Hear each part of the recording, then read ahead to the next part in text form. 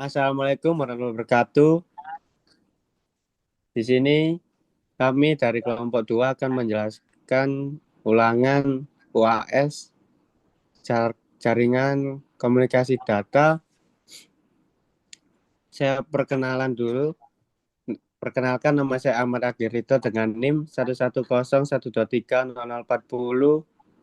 dan teman saya. Saya Desika Ayu Sasmi dengan NIM 11012300049. Dan saya Amalia Laila Hujia dengan NIM 11101130052. Oke, saya akan menjelaskan jaringan yang dikonfigurasi dalam proyek ini terdiri dari 4 buah router utama, yaitu router 0, router 1, router 2, dan router 3, yang saling terhubung melalui link point-to-point menggunakan subnet mask 30 untuk efisiensi alokasi alamat IP. Router 1 dan router 3 juga masing-masing terhubung ke jaringan lokal atau bisa disebut juga LAN melalui switch 0 dan switch 1. LAN 1 yang terhubung ke router 1 menggunakan subnet 192.168.10.0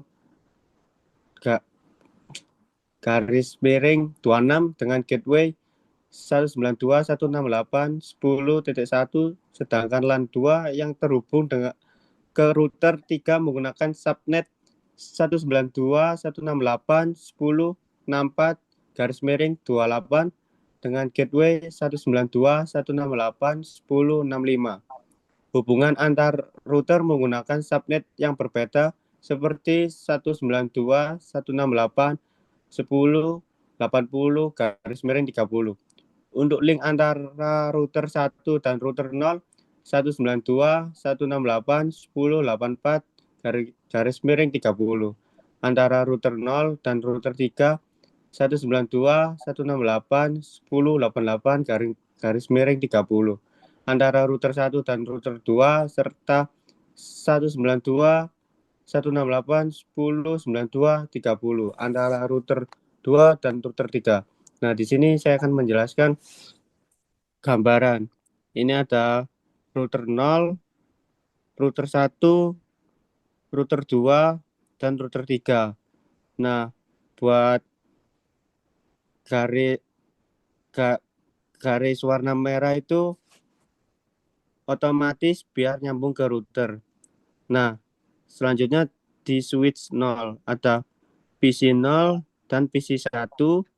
Selanjutnya switch 1 ada PC 2 dan PC 3. Nah, yang hitam itu kabelnya namanya stretch. Oke, nah, bisa dilanjut ke teman saya. Selanjutnya di sini saya akan menjelaskan tentang routernya sendiri. Nah, untuk konfigurasi router itu kita lakukan di bagian CLI dari router tersebut. Nah, ini untuk router 0 itu terhubung ke router 1 dan router 3 menggunakan kabel otomatis yang ada di paket tracer yang terhubung dari serial 2 ke serial 2/0 router 1. Lalu untuk serial 3/0 dari router 0 ini terhubung ke serial 2/0 router 3. Selanjutnya eh, untuk konfigurasinya sendiri itu kita menggunakan IP untuk menghubungkan satu router ke router yang lain. Nah, IP dari router 0 ke router 1 itu menggunakan eh, net IP network 192.168.10.80 dan IP broadcastnya yaitu 192.168.10.83.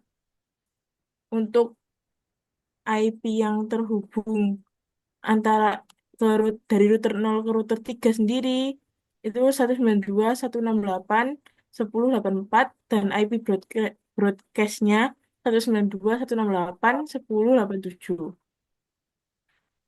Sedangkan untuk router 1 yang terhubung ke router 2 itu kita menggunakan IP 19 IP network 192.168.10.88 dan IP broadcast 192.168.10.91. Untuk router 2 ke router 3 IP networknya ada 192.168.10.92 dan IP broadcastnya 192.168.10.95. Bisa dilihat dari topologi dan gambarnya itu sudah ada panah hijau yang berarti eh, antar router sudah terhubung. Dan untuk router 1 dan 3 sendiri itu juga terhubung ke switch, di mana nantinya fungsinya itu agar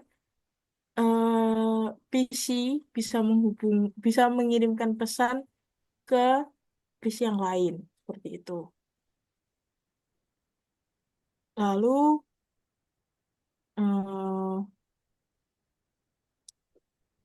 untuk konfigurasinya sendiri itu untuk menambahkan IP yang ada di setiap device-nya itu langsung dari router. Kita menggunakan langsung dari router, yaitu kita menggunakan komen IP root dan memasukkan IP network, subnetmask dan juga eh, default gateway-nya gitu.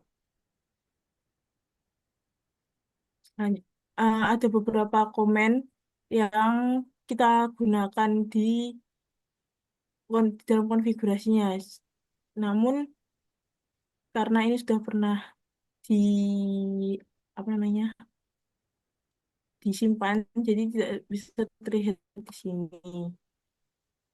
Itu antara lain kita untuk mengubah hostname-nya itu kita pakai hostname dan kita masukkan nama router itu sendiri. Dan untuk mengkonfigurasi port yang digunakan kita menggunakan command interface dan kita memasukkan nama port yang digunakan. Untuk mengkonfigurasi IP address, kita menggunakan command IP address dan kita masukkan IP address yang sudah ditetapkan dan juga subnetmask-nya. Lalu untuk mengaktifkan interface tersebut, kita harus menggunakan command no shutdown. Juga kita menambahkan deskripsi pada interface tersebut dengan command description dan teks yang kita inginkan. Selanjutnya, eh,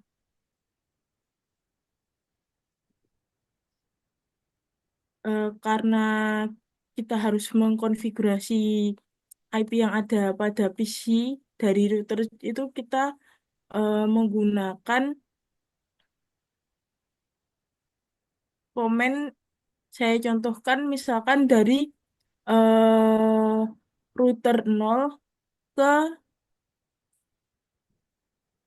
rute R2 router 2 ke router 3 itu bisa menggunakan komen IP root 192.168.10.92 dan kita masukkan subnetmasknya 255, 255, 255, 252 lalu default gateway-nya 192.168.10.86 gitu.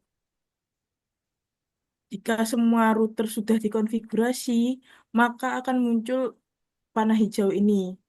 Selanjutnya kita bisa mengkonfigurasi PC karena konfigurasi switch juga sudah kita lakukan di sini di router 1 dan router 3 gitu. Untuk konfigurasi IP di PC akan dijelaskan oleh teman saya. Oke, baik. Untuk konfigurasi di PC-nya, kita awal-awal tuh langsung config dulu langsung ke desktop. Habis itu kita IP address-nya buat IP configuration-nya, IP address-nya kita tulis jadi 192.168.10.10. Subnet mask-nya itu otomatis jadi 255.255.255.0. Untuk default gateway-nya kita tulis jadi 192.168.10.1 ini pada PC 0, PC yang pertama. Selanjutnya untuk yang PC kedua, untuk PC yang kedua itu eh, kalau di sini namanya PC 1, tadi PC 0, nah ini PC 1. Kita juga mengubah IP address-nya jadi 192.168.10.11. Subnet mask-nya otomatis, default gateway-nya 192.168.10.1. Jadi untuk dua PC 0 dan PC 1 ini termasuk pada LAN 1. Selanjutnya kita akan pada LAN 2 pada PC yang kedua. IP address-nya kita beri alamat jadi 192.168.10.70. Untuk subnet mask-nya sama otomatis. Default gateway-nya jadi 192.168.10.65. Jadi itu statik ya, kita manual semuanya. Lanjut ke PC yang terakhir, PC 3. Untuk PC 3, IP address-nya itu ada 192.168.10.71. Subnet mask-nya otomatis dan default gateway-nya 192.168.10.65. Sama, jadi semua yang di sini kita memakai konfigurasi statik atau memakai konfigurasi manual. Jadi secara umum jaringan ini sudah dibuat dengan rapi dan teratur. Pembagian IP-nya jelas dan tidak ada yang tumpang tindih. Setiap sambungan antar perangkat point to point juga menggunakan dua alamat IP secara efisien. Pengaturan pada tiap antarmuka sudah diberi keterangan. Jadi mudah untuk dipahami dan didokumentasikan, tapi dari segi keamanan jaringan ini masih terbuka karena belum ada perlindungan dasar seperti password untuk akses ke perangkat atau aturan akses ACL untuk membatasi siapa saja yang bisa masuk ke jaringan. Jadi kalau ke depannya mungkin kita bisa eh, kayak nambah pelayanan yang kayak DHCP, NAT, atau DNS sesuai kebutuhan. Dengan pengaturan awal seperti ini, jadi jaringan yang kita punya akan lebih kuat. Nah, selanjutnya ini akan kami simulasikan secara singkat bagaimana eh, kita dapat mengirim pesan. Yang pertama yaitu dari PC 0 ke routernya sendiri. Itu bisa dilihat di bawah sini, itu eh, statusnya sudah Successful. successful. Selanjutnya dari PC ini ke PC yang ada di tengah, router yang ada di tengah sini. Ini juga sudah successful. Bisa dilihat di sini. Selanjutnya eh, kita akan mengirim pesan dari PC di LAN 1 ke PC di LAN 2. Statusnya memang eh, kalau awal mengirimkan memang file, tapi ketika kedua kali kita mengirimkan itu statusnya sudah successful. Ini kenapa fail? Karena seperti ibaratnya pengenalan. Jadi masih fail. Tapi ketika kita mengirimkan lagi pasti successful gitu. Lalu kita coba dari PC di LAN 1 ke router di LAN 2. Itu juga sudah successful. Jadi eh, topologi ini sudah berjalan dengan baik gitu.